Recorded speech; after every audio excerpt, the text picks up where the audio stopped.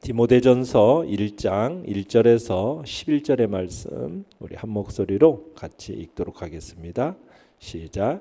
우리 구주 하나님과 우리의 소망이신 그리스도 예수의 명령을 따라 그리스도 예수의 사도된 바울은 믿음 안에서 참 아들 된 디모데에게 편지하노니 하나님 아버지와 그리스도 예수 우리 주께로부터 은혜와 긍휼과 평강이 내게 있을지어다.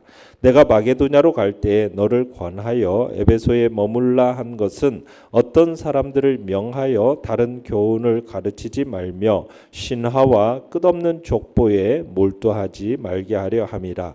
이런 것은 믿음 안에 있는 하나님의 경륜을 이름보다 도리어 변론을 내는 것이라. 이 교훈의 목적은 청결한 마음과 선한 양심과 거짓이 없는 믿음에서 나오는 사랑이거늘 사람들이 이에서 벗어나 헛된 말에 빠져 율법의 선생이 되려 하나 자기가 말하는 것이나 자기가 확증하는 것도 깨닫지 못하는도다. 그러나 율법은 사람이 그것을 적법하게만 쓰면 선한 것임을 우리는 아노라. 알 것은 이것이니 율법은 옳은 사람을 위하여 세운 것이 아니요 오직 불법한 자와 복종하지 아니하는 자와 경건하지 아니한 자와 죄인과 거룩하지 아니한 자와 망령된 자와 아버지를 죽이는 자와 어머니를 죽이는 자와 살인하는 자며 음행하는 자와 남색하는 자와 인신매매를 하는 자와 거짓말하는 자와 거짓 맹세하는 자와 기타 바른 교훈을 거스르는 자를 위함이니 이 교훈은 내게 맡기신 바 복되신 하나님의 영광의 복음을 따름이니라.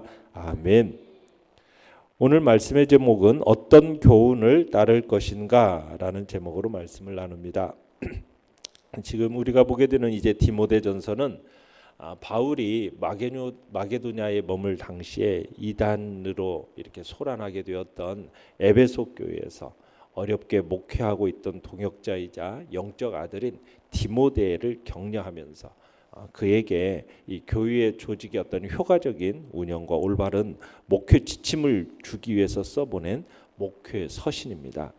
1절 2절 다시 한번 읽어보겠습니다. 1절 2절 시작. 우리 구주 하나님과 우리의 소망이신 그리스도 예수의 명령을 따라 그리스도 예수의 사도된 바울은 믿음 안에서 참 아들 된 디모데에게 편지하노니 하나님 아버지와 그리스도 예수 우리 주께로부터 은혜와 긍휼과 평강이 내게 있을지어다. 아멘. 자, 바울은 수신자인 디모데를 지금 누구라고 부르고 있습니까? 2절에 보면 참 아들 이렇게 부르고 있죠. 참 아들. 자, 그러니까 지금 디모데가 바울이 믿음 안에서 낳은 복음으로 낳은 아들이기 때문에 이렇게 참 아들이다라고 표현을 하고 있습니다. 그러나 여기에는 보다 궁극적인 이유가 있어요. 그건 바울이 지금 아버지의 심정으로 지금 간절하면서도 또 아버지의 그 권위를 가지고 디모데를 권면하고자 지금 이렇게 얘기하고 있는 겁니다. 바울은 영적인 아들인 디모데에게 개인적으로 이 서신을 보내고 있죠. 그럼에도 불구하고 자신의 사도권을 지금 강조를 합니다. 왜냐하면 이 서신이 단지 디모데 하나에게만 보내는 사적인 서신이지만 어떻게 보면 사도권을 가진 바울이 지금 어떤 공적인 입장에서 디모데가 목회하고 있는 에베소 교회 전 성도들 앞으로 보내는 어떤 공적 서신의 성격을 띠고 있기 때문에 지금 또 이 사도로서의 자기의 이 사도라는 이 사도권을 다시 한번 강조하고 있는 겁니다. 그러면서 자신은 바로 예수 그리스도의 명령을 따라 그리스도 예수의 사도가 된 바울이다라는 표현을 쓰고 있는 거죠. 자, 그러면서 내용 관찰 문제 1번을 보시면 바울은 선교 여행 중 에베소에 남겨둔 디모데에게 어떤 일을 맡겼습니까? 자, 3절에서 4절 초반 상반절까지 한번 읽어보겠습니다. 시작. 내가 마게도냐로 갈 때에 너를 권하여 에베소에 머물라 한 것은 어떤 사람들을 명하여 다른 교훈을 가르치지 말며 신화와 끝없는 족보에 몰두하지 말게 하려 함이라. 자, 바울이 자, 이단 경계를 목적으로 해서 지금 과거 자신이 로마 감옥에서 석방된 후에 에베소에서 이제 마게도냐로 떠날 때 지금 디모데를 권면하면서 에베소에 머물게 했던 것 같아요. 지금 당시 바울은 디모데가 지금 자신의 대리자로 에베소에 남아서 지금 그곳에 기승을 부리고 있던 거짓 교사들을 단호하게 물리치고 지금 진리를 위한 투쟁에 나설 것을 독려하고 있는 겁니다. 자, 여기서 마게도냐라는 곳은 어디냐? 우리가 앞에서 보았지만 빌립보, 데살로니가, 또 베르야 이와 같은 도시가 위치한 곳이 마게도냐입니다. 그러니까 당시 바울은 에베소의 이 사정도 심각했지만은 자신이 다른 선교지인 이 마게도냐도 돌봐야 하겠다라는 그런 불가피성 때문에 지금 에베소를 떠나서 그곳에 디모데만을 남겨두고 자신은 지금 마게도냐 선교지를 다시 한번 돌아보고 있는 겁니다. 자, 바울은 디모데에게 지금 당시 에베소 교회에 혼란 가운데 빠뜨리고 있던 거짓 교사들에 대해서 단호하고도 어떻게 보면 준엄한 방침을 취할 것을 지금 강력하게 요구하고 있는데, 여기서 보면 다른 교훈을 가르치지 말며라고 하는데, 이 다른 교훈이라는 것은 뭐냐면 성경적 진리에서 어긋나는 이단 사설을 말하는 겁니다. 당시에 가장 극성을 부리고 있었던 이단 사설은 뭐였느냐면 헬라 철학과 복음을 혼합한 영지주의가 굉장히 극성을 부리고 있었고요. 그리고 율법주의에 기초한 유대주의가 극성을 부리고 있었습니다. 그래서 여기서 그런 얘기가 나오죠. 4절 상반절에 보면 신화와 끝없는 족보에 몰두하지 말게 하려 함이라 이렇게 얘기하고 있어요. 여기서 신화라는 것은 뭐냐면 영지주의에서 창조설에 근거한 이야기들입니다. 그리고 이 당시에 헬라와 로마의 영향을 받는데 헬라 로마 신화가 있어요. 오늘날 그리스 로마 신화죠. 그 그리스 로마 신화의 영향을 받아가지고 꾸며낸 그런 이야기들이 바로 여기서 말하는 신화입니다.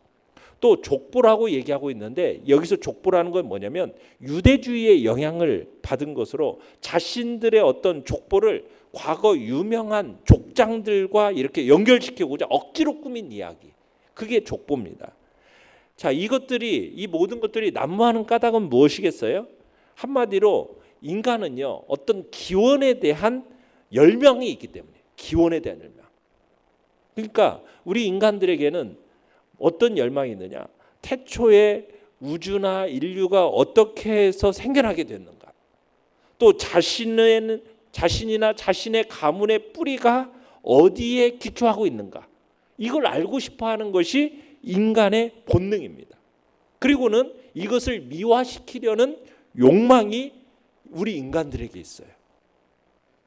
우리나라에도 마찬가지죠. 신화라는 것이 있어요. 단군 신화, 이렇게 모든 고구려, 신라, 백제도 보면은 거기서 만들어지는 이 초기에 만들어지는 사람들을 다 신화시켜 가지고 영웅화시켜 가지고 후대 인간들로부터 어떤 이게 인정받으려는 그런 모습들이 있으면서 우리는 바로 그런 자손들이다라는 그런 모습, 마음들을 가지려는 것들이 우리 인간들의 뿌리 속에 깊이 자리 잡고 있는 겁니다.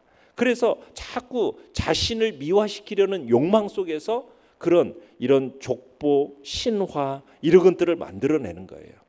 근데 보면은 이 모든 것들은 후대의 인간들로서는 그 누구도 직접 보지도 않았고 체험할 수도 없는 일이에요.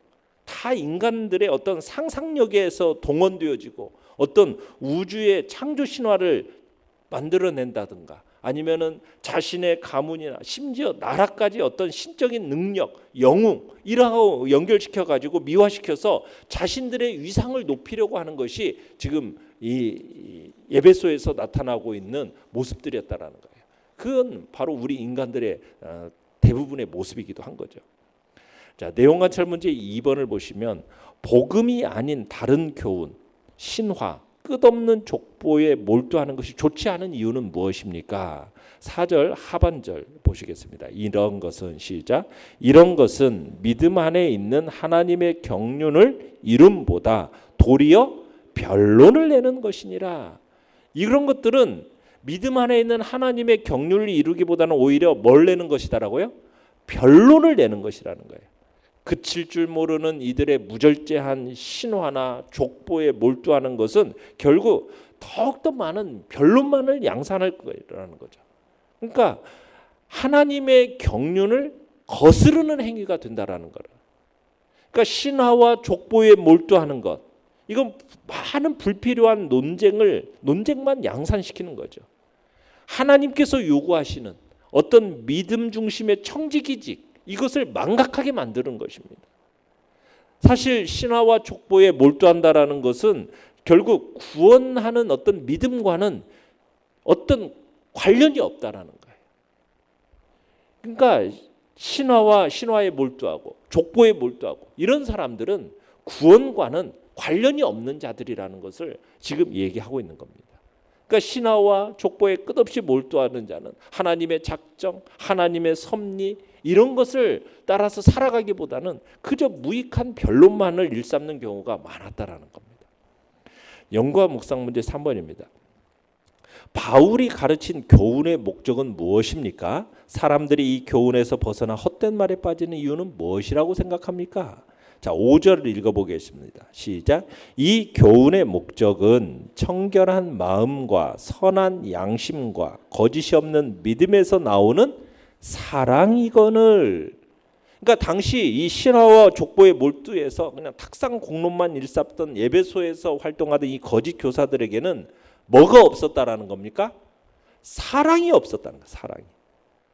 바울은 복음을 가르치는 자의 모든 가르침의 목적이 어디에 있어야 됨을 얘기하고 있습니까?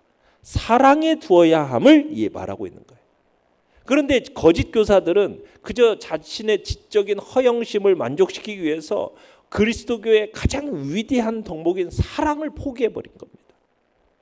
바른 교사라면 성도들이 사랑 가운데서 행하도록 가르쳐야 된다는 것을 지금 주지시키고 있는 거죠.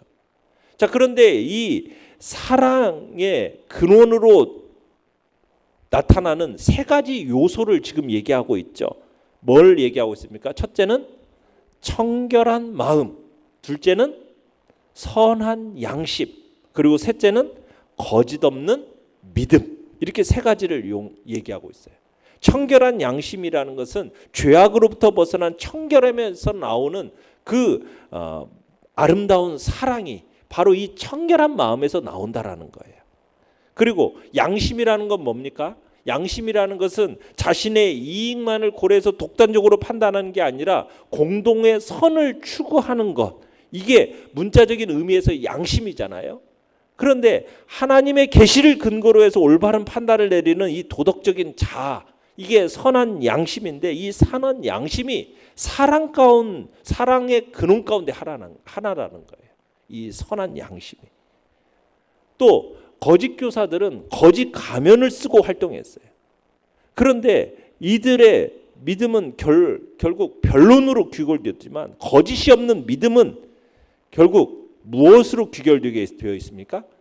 예수 그리스도를 통한 믿음 아래서 하나님의 구원의 역사가 나타났음을 확신하는 이 믿음이라는 것은 결국 사랑으로 귀결되게끔 되어 있는 거예요.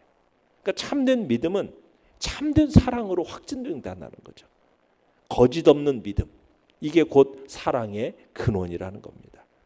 그러니까 바울이 가르치는 모든 교훈의 목적은 이 사랑에 있는 거예요. 근데 사랑이 없는 탁상공론의 변론과 끝없는 이야기들은 그것은 진정한 가르침이 아니라는 얘기죠. 6절 7절을 읽어보겠습니다. 6절 7절 시작. 사람들이 이에서 벗어나 헛된 말에 빠져 율법의 선생이 되려 하나 자기가 말하는 것이나 자기가 확증하는 것도 깨닫지 못하는도다. 자, 에베소 거짓 교사들, 그들의 이단적 가르침에 빠진 자들은 그저 이론적인 공론만을 일삼을 뿐이지 어떤 참된 교회를 세우려는 어떤 진정한 원리인 사랑에 대해서는 무관심했다라는 거예요. 그러니까 이 사람들은 청결한 마음과 정말 선한 양심 그리고 거짓 없는 믿음에서 말미암는 그 사랑에서 벗어나서 어디에 빠져 있는 겁니까? 헛된 말에 빠져버렸다. 헛된 말. 그러니까 사랑을 상실한 변론이라는 것은 무의미한 잡담에 지나지 않는다라는 거죠. 그러니까 바울은 지금 이들이 변론을 일삼던 당시 어떤 유대 랍비들의 전철을 따르는 것에 대해서 준엄하게 책망하고 있는 것입니다. 그들은 아무도 이해하지도 못하는 어떤 우화, 비유 이런 것들을 장황하게 늘어놓으면서 그것을 뭐 실증하고자 하지만 것들이 자기 자신도 깨닫지 못한다라는 거예요. 자기가 확증하는 것도 깨닫지 못한다라는 거죠. 그저 논쟁거리만 막 삼고 자기의 어떤 강한 확신을 첨가해서 듣는 자들뿐만 아니라 자기조차도 기만하는 그런 어리석음을 범했던 것이 바로 이 당시에 거짓 교사들의 모습이었다라는 겁니다. 예수님을 믿는다고 하면서 복음의 진리에 기초하지 않는 그릇된 사상을 가르치고 그리스도교의 심오한 진리, 하나님의 영광의 복음을 가리우는 그런 어리석은 자의 모습들이 바로 그 당시 지금 거짓 교사들의 모습이었던 것이죠. 느낀 점 4번입니다. 자기가 말하는 게 뭔지 제대로 알지도 못한 채 이단에 빠져 헤매는 사람들을 볼 때 어떤 생각이 듭니까? 참 안타까운 마음이 들지 않습니까? 무수한 변론, 끝없는 논쟁에 살아가고 있는 이 사람들의 모습은 어리석음과 불쌍한 생각이 들지 않습니까? 그렇게 열심을 다해서 살아가는데 결국에는 멸망과 지옥의 불구덩이로 떨어져 가는 그들의 모습을 볼 때 안타까우기 그지 없는 거죠.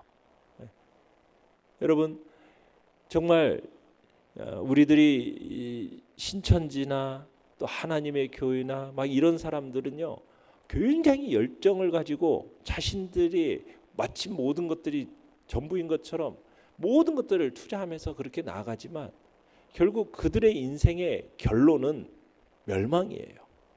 멸망이에요. 얼마나 안타깝습니까?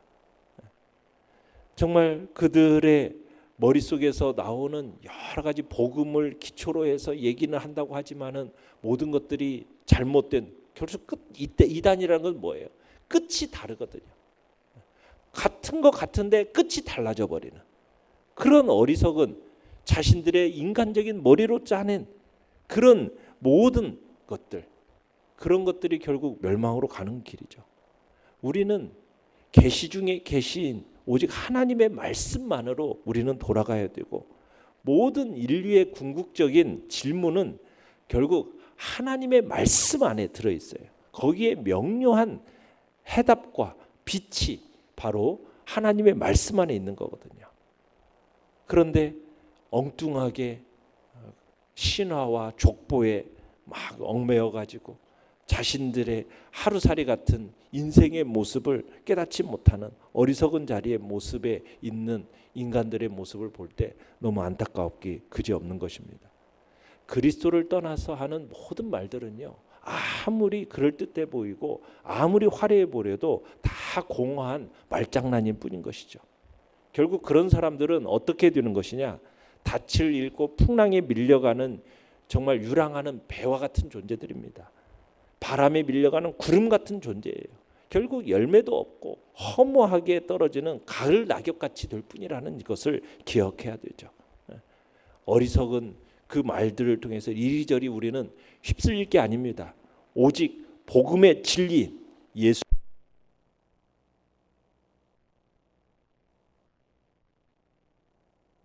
할 것입니다. 물가에 심긴 나무와 같이 현세에서는 물론 내세에서도 풍성한 그리스도의 축복을 영원토록 누리는 그런 지혜로운 복된 성도들이 되시기를 간절히 바랍니다. 결단과 적용 5번입니다. 나는 성경의 진리만 쫓고 있습니까? 아니면 이 교훈에서 벗어나 헛된 사상과 종교를 기웃거리고 있습니까? 청결한 마음과 선한 양심과 거짓이 없는 믿음에서 나오는 사랑을 이루기 위해 내가 할 수 있는 일은 무엇입니까? 우리는 오직 이 성경의 진리, 말씀을 삶의 지침으로 삼아야겠다라는 결단을 우리는 해야 됩니다. 다른 어떤 것들에 우리가 마음을 빼앗겨서는 안 됩니다. 세상의 여러 교훈과 거짓 것들에 우리의 마음이 빼앗겨서는 안 되겠습니다. 세상의 그런 헛된 사상, 헛된 종교, 거기에 우리가 기웃기웃거리는 어리석은 자리에 나아가서는 안 되겠습니다. 오직 하나님의 말씀과 진리에 우리의 삶의 지침을 두고 살아가야 할 것입니다. 그리고 누가 보든 보지 않든 우리의 양심을 지켜내면서 정말 하나님이 우리에게 원하시는 게 무엇입니까? 다른 변론이 아닌 사랑입니다. 사랑. 그 사랑의 자리로 우리가 나아가겠다 결단하는 이 복된 시간이 되시기를 바랍니다. 오늘의 기도 같이 읽겠습니다. 시작. 말씀을 삶의 지침으로 삼고 누가 보든 보지 않든 양심을 지키며 사랑을 실천하게 하소서. 아멘.